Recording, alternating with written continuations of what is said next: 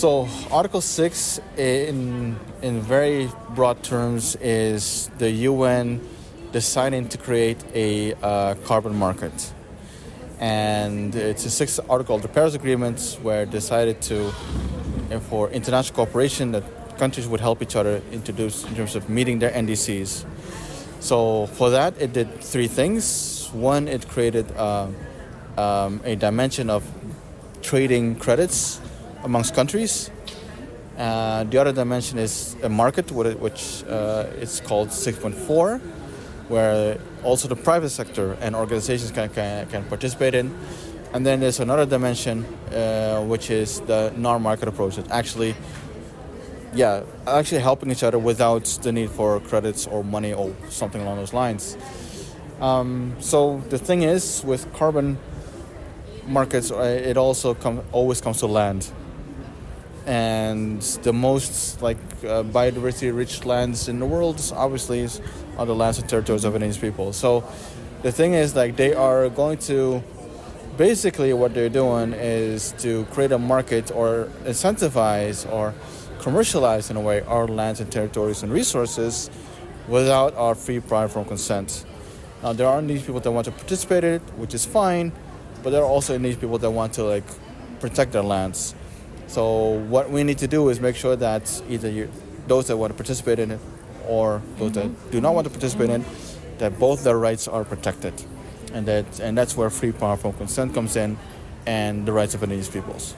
So going into COP29, particularly on carbon markets, Article 6, there are several very important things. One is that the rights of indigenous peoples are protected and respected, and also in every step of the way that it's included into the deliberation. So that is on the bilateral trade and the market itself. So that is one, and then it is about making sure that participation of indigenous peoples in all these meetings is included into the text. So that is where we are right now.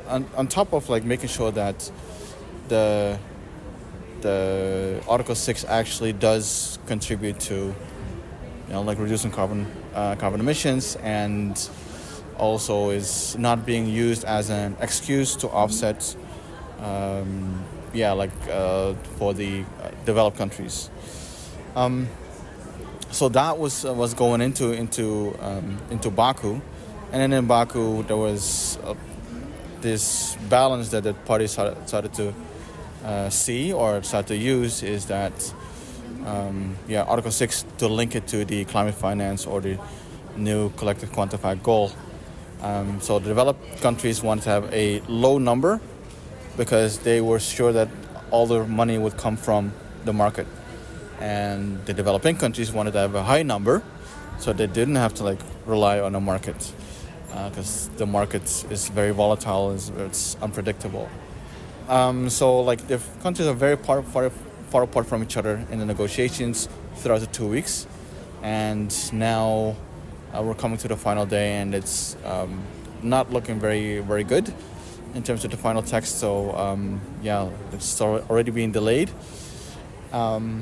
So whatever the outcome is of Article 6, what we need to be doing is working towards COP30 is to make sure that the carbon market, particularly when the 6.4 mechanism, we need to keep the pressure on and making sure that their rights are respected, and making sure that free prior informed consent is included in as many ways as possible, and that that this whole mechanism, that it doesn't make things worse, but actually we're not very confident that it will make things better. But mostly what we're doing in all this is damage control.